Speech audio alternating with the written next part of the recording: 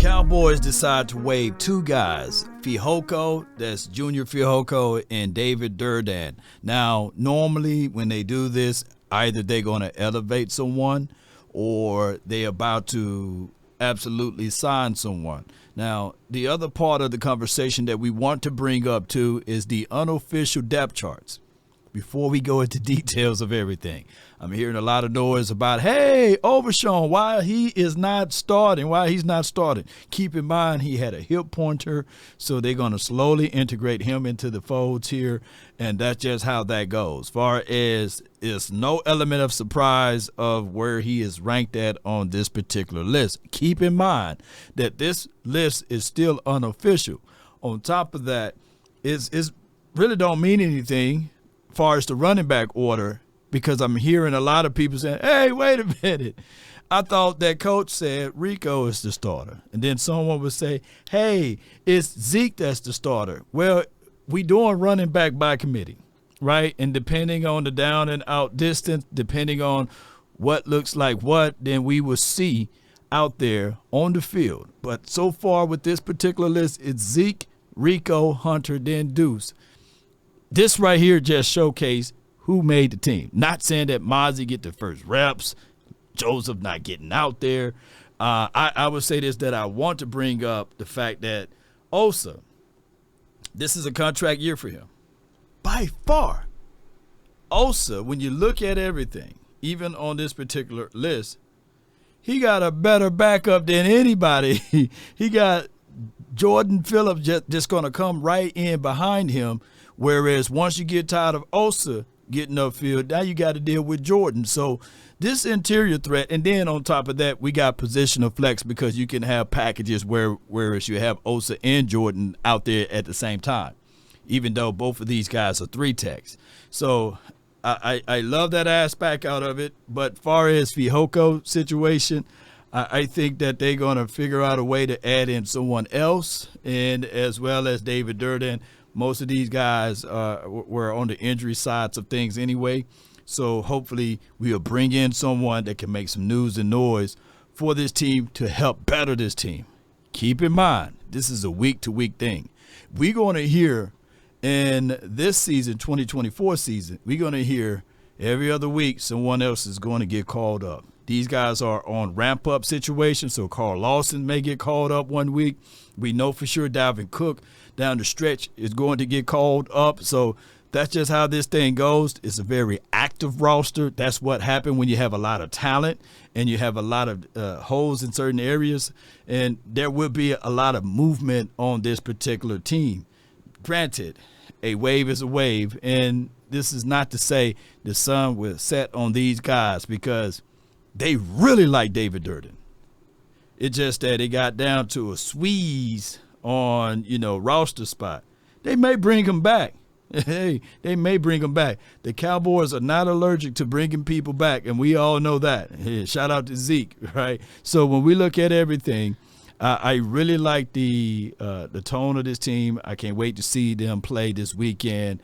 Far as the other news that we're going to bring up a little bit about this depth charts and things like that, look, don't fall into the traps of thinking that this team is set in stone from what they have right now. Always know that they are looking to replace guys, and nobody's safe. Nobody's safe. So that creates that old school mentality of, hey, I got to make sure that I bring everything, including the kitchen sink, to work. And if I'm on the low end of things, I can't slip up and I can't make mistakes. If you think I'm lying, guess who say they don't like mistakes? Let's hear it one more time. Get your up there, contain the damn ball. This is how we do it. Too many missed tackles. Let's go. Yeah. We're too damn soft. I just hate mistakes. I hate mistakes. He said he hate mistakes. And I know that you guys do as well. So far as everything, I can tell you guys this, that this team is not set in stone. There will be movable parts. And I do like this part that I want to bring up right quickly, and bear with me. I want to bring up what my guy said. And this is very, very much so. Right up the alley with Michael Irvin. I can't believe Speak got him on the show, and this elevates the show because now you got somebody that can speak some sense into people. Let's listen to what the playmaker had to say. Watching Dak's last season in Dallas. Just to throw this in. When I look at this, man, Dak in Dallas and Jerry and Dak, however Yeah. you want to put it, they're like this real old married couple who argues about everything and can't agree on anything. But they stay together. But they'll never leave each other. Yeah. So the answer is yes, Dak will be in Dallas, and I think he'll be in Dallas for a long time. This last thing. Yeah. So they the old married couple that argue, that goes back and forth, say you didn't take the trash out, and you left this out. You didn't bring you didn't take the trash out, nor you brought the trash can back in. And they argue about this and that, and they just stay together. That could be the situation here. And I love that analogy, man. I am baffled on in this sense, Okay, the last contract, they argued about length of contract. I understand Dak wanted a short contract because of the collective bargaining agreement. That's fair. And more money coming in. This time around, it's the Cowboys wanting the short contract, from what I understand. And that baffles me. If I'm Dallas right now, I wouldn't want to come back to the table with that. I'm trying to give him a 5 or 6 year deal. Talk to him. I'm hoping this is the deal that walks him out the door. Right. We've seen enough for Trey Lance. We've seen enough of what Dallas has. Preacher. Dak's going to finish his career in Dallas, and there's not another quarterback that's going to upseed him or take over his job or take his position. That Trey Lance stuff, people will start sitting down now and putting it on the side. So I'm confused. Dallas, I think, is making a bad decision here. Ooh, he said Dallas making the bad decision. So by it being that Dak Prescott in camp wanting a long-term contract, here's my 1,000 truths with everything. Give it to him. Then you can add more and more avoidable years at the end of that. Right? And then you could be set. Give him the long, don't go back and forward unless this is pandering for clicks and views. If the length of it is where the confusion at, and you now all of a sudden the Cowboys want a shorter term deal, think this out all the way truly.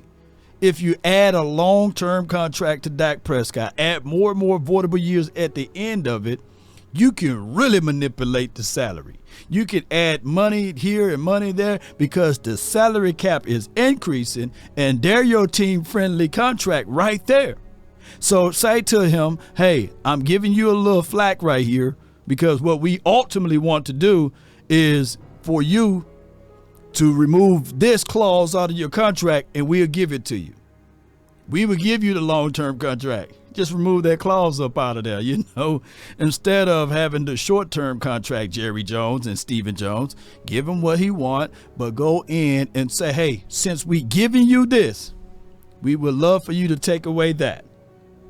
This plus that, right? And then tack on those voidable years. And just like what Michael Irvin is just saying right here, is this whole relationship with this marriage, it can be fruitful. On top of that, you getting what you want and he's getting what he wants. And that is the ultimate deal. Now, granted, of course, Super Bowl rings and all of that stuff, those are things that we all want, right, as fans. But you can get a lot if the contract is long. Go back to what is necessary. And I think that this could all work out. So don't make a big mistake here. Cowboy Nation, let's go ahead and get this done. 9 times out of 10, when it's just the length of the years, all of the hard work is already done. This deal is about to get closed out and get done and be all the way over with in the up and coming days. I don't know when, though. I ain't Cleo Law over here, but I can tell y'all it's about to get done soon. If not, then it is what it is. As my guys say, Nick say, as the star turns, baby. That's been my time. I really thank you all for yours. And remember, you're listening to nothing but the best. Shout out to you, Fehoko, the Fehoko family in Durden. Appreciate y'all, man, for all of your hard work. Yes, DC for life. Peace.